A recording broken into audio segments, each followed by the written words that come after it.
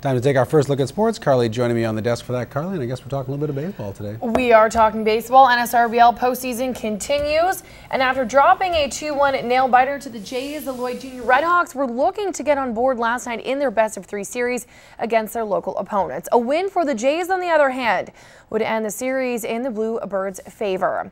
We go to the Legion Ballpark for you now, pick it up in the bottom half of the third, and the Juniors get the offense going. Reed Flash starts the inning with a single to left. Next up, it'll be Ethan Cronkite. He draws a 4-pitch walk to put a runner on first and second. Then with one out, cleanup hitter Scott Willis here breaks the tie as he sends one just by the pitcher to center. 2 runs will come in to score. That puts the Juniors up 2-0. In the fourth here, Juniors out of their lead as Reed Flash slaps a single to right. Dylan is chugging around third and he slides in. That gives the Juniors their third run, and they're up big time. Jays answer in the fifth now.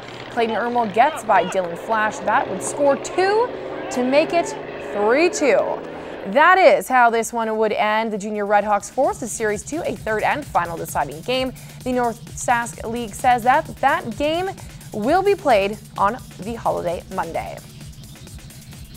It was a nail-biter after a big game last night and lots of fireworks going off, and I don't know, just came out to play and did the best job we could. Well, it's pretty good, especially when you're down a game in the series, to come back and tie like that and get another chance to close her out next week. That's big for us. We didn't hit the ball as good as we hoped. Had some decent pitching there, and couldn't get the bats strung together, so didn't get the run support that we needed. In last night's other contest, the Meadow Lake Sox dealt the Unity Cardinals a 9-2 loss. Meadow Lake now advances onto the second round, where they will face the Wilkie Brewers. There is an old saying that if you want to be the best, you have to beat the best. Well, the CPCA's Doug Green is trying to do just that, but he has also been fortunate enough to learn from the best too. If it wasn't for legendary driver Neil Walgenbaugh, who retired from the sport with over 20 years of driving under his belt, Green might not be where he is today. He helped me get my first right leader going, and he gave me my first left leader when I started out. So no, Neil's been good help, and he's worth listening to, that's for sure.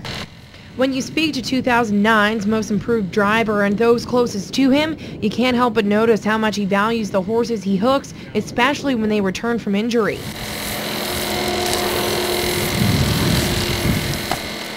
We got them back. The big black horse we just washed was one of them, and he's pretty critical. He's a good left wheeler.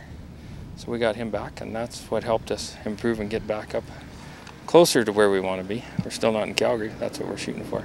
We work together with the horses. He definitely spends more time than I do, but looking after proper care. Some of the horses that we've had for a few more years than others are really coming into themselves. Key thing is keeping them healthy and making sure that they're comfortable at all times, and they always come first, of course. Like every pro driver, Green has the Rangeland Derby on the brain. Sitting in 26th in CPCA standings, he knows he has his work cut out for him. Here we go as we hammer the horn for heat number 2, brought to you by KFC in the Border City. Here's a good turn by Smiling Urban 20 with the Frog Lake Energy Resources Corporation. North South Farm Equipment. Doug Green follows them out. See, it's getting a lot tougher in here. We got guys that are coming in on the bottom end that are winning day monies or close to it, and everybody's just getting a little tougher and a little better outfits every year. So it's getting more of a challenge to move around. While the competition is strong, in Wendy's eyes, the relationships drivers and families develop are too. It is Doug Green now, who has taken... I find that there's a lot of people that really are your friends out here. Next stop for Doug and Wendy and their CPCA friends is the Turtleford Derby.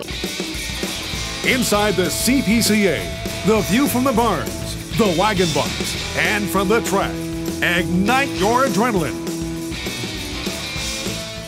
Now, with the cancellation of the rescheduled Cold Lake Show, the last chance for drivers to qualify for the Sega Casino's John Lang Trailers Prairie Racing Series final will take place August 5th through 7th at the Oil and Ag CPCA Turtleford Derby.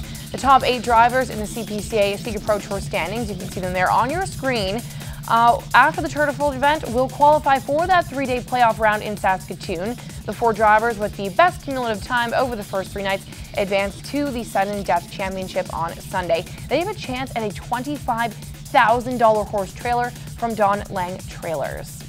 Now, one final note for you tonight. In local golf news, Lloydminster's Joanne Schiller has played her way onto Team Saskatchewan. Schiller finished 6 strokes off the pace and will represent the land of the living skies later this month in Ontario at the 2011 Royal Cup Canadian Women's Senior Championship.